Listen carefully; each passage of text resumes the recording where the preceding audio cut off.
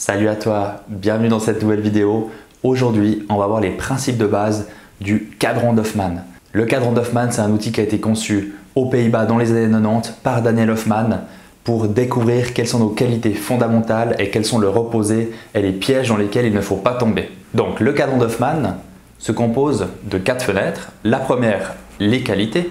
On va prendre par exemple la détermination. Voilà, c'est ma qualité, je suis quelqu'un de déterminé. Ensuite, si je deviens trop déterminé, donc si je pousse cette qualité à l'extrême, donc c'est le piège, et là, ça sera de l'obstination.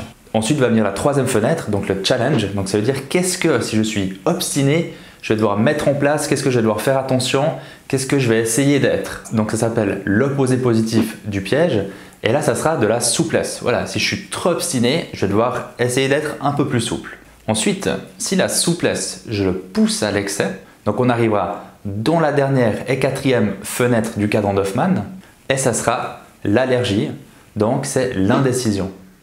Pourquoi l'allergie? Parce que si on reprend la détermination, une personne très déterminée sera allergique à une personne complètement indécise. Ça sera donc son opposé positif. Donc ce cadran, il est vraiment utile. Pourquoi? Parce que déjà, on peut voir nos qualités, qu'est-ce qu'il faut faire attention quand elles sont poussées à l'extrême. Ensuite, ça nous aide, si justement ces qualités sont poussées à l'extrême, qu'est-ce qu'on peut mettre en place pour justement essayer d'équilibrer tout ça. Et après, on peut voir cette situation d'allergique, donc d'allergie à la première qualité, pour savoir pourquoi des fois, avec certaines personnes, ça s'entrechoque, ça ne marche pas, on n'arrive pas à communiquer, car elles ont justement ce trait dont notre qualité est vraiment allergique suivant notre caractère. On va le faire encore une fois avec un autre exemple. Alors, ma qualité, je suis ordonné. Qu'est-ce que ordonné poussé à l'extrême ça donnerait? Quelqu'un de maniaque.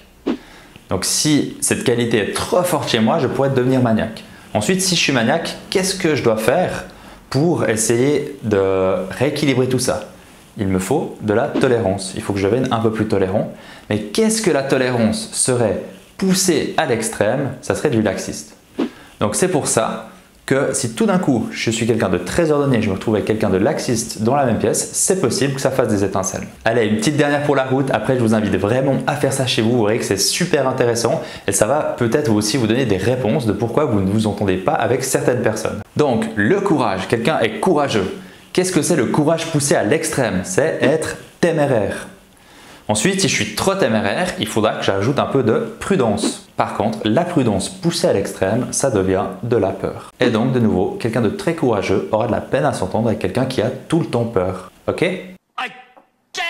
Voilà, j'étais vraiment content de te présenter cet outil, je le trouve vraiment super, il est tout simple à utiliser et je t'invite vraiment, comme je te le dis, à le faire chez toi. D'ici là, je te souhaite une très bonne journée!